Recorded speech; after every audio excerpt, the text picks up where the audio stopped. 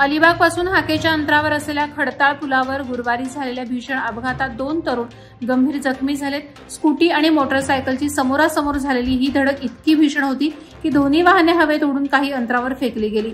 या अपघातात सागर जोशी राहणार गोंधळपाडा आणि अभिजित परमबीर राहणार अलिबाग हे दोघे गंभीर जखमी झाले असून त्यांना तात्काळ पनवेल येथील एमजीएम रुग्णालयात हलवण्यात आले। नागरिकांनी प्रशासनाकडे स्पीड ब्रेकर, चेतावणी फलक आणि वाहतूक नियंत्रणासाठी उपाययोजना करण्याची मागणी केली आहे।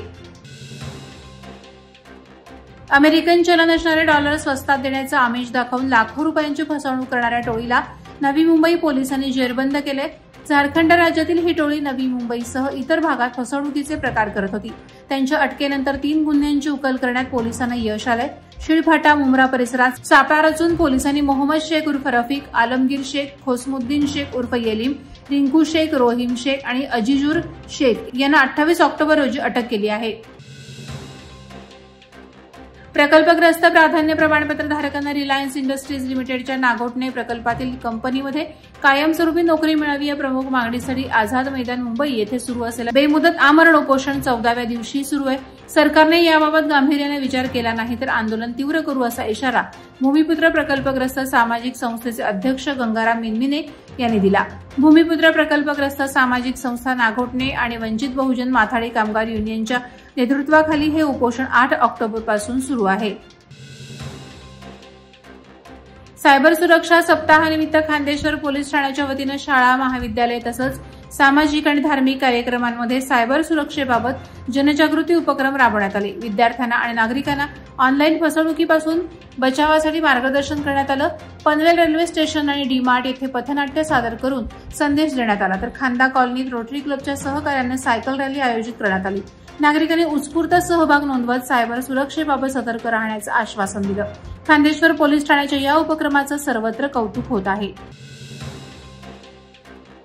CFI संस्थेच्या नव्या वास्तूला इंडियन बार्न या संस्थेच्या चेअरपर्सन हेग मॅम यांनी भेट दिली। या भेटीदरम्यान त्यांनी नव्याने उभारलेल्या वास्तूची तसंच व्होकेशनल ट्रेनिंग सेंटरची पाहणी केली। या प्रशिक्षण केंद्रात विद्यार्थ्यांसाठी शिवण class, computer centre, electrician training centre, English classes यासारखे विविध कौशल्य विकास अभ्यासक्रम सुरू करण्यात आले।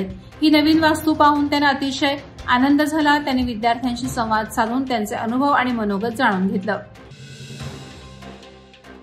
सारस्वत चेंबर्सचा 2024चा सारस्वत रत्न पुरस्कार पनवेलमधील उद्योजक मंगेश परुळेकर यांना नुकताच देण्यात आला। गोव्याचे माजी मुख्यमंत्री दिगंबर कामत आणि टेम्पो यांच्या हस्ते हा पुरस्कार परुळेकर यांना प्रदान करण्यात आला। सिंधपुरुष येथे झालेल्या कार्यक्रमात हा पुरस्कार देण्यात आला। पनवेलमधील ओरायन मॉल आणि MP बिल्डर्सचे मालक मंगेश परुळेकर हे सामाजिक क्षेत्रातील कामात नेहमीच अग्रेसर असतात। या पुरस्काराबद्दल परुळेकर यांचं अभिनंदन केलं जात आहे। पनवेल तालुक्यातील आपटा ग्रामपंचायत हद्दीतील कोरळवाडी आणि इतर वाड्यातील जलजीवन मिशन अंतर्गत पाणीपुरवठा योजना पुढील 4 दिवसात पूर्ण होणार आहे। सामाजिक कार्यकर्ते संतोष ठाकूर यांच्या नेतृत्वाखाली उपविभागीय अधिकारी कार्यालयासमोर झालेल्या आमरण उपोषण बैठकीत पाणीपुरवठा विभागाचे उप अभियंता यांनी आश्वासन दिलं।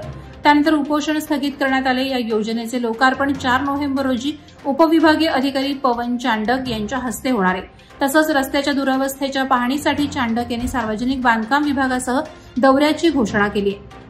वादळवारा लाईव्हसाठी न्यूज ब्युरो, रायगड। नवी मुंबई व रायगड जिल्ह्यातील ताज्या बातम्या आणि घडामोडींसाठी सबस्क्राईब करा वादळवारा लाईव्ह चॅनल आणि दाबा बेल आयकॉन।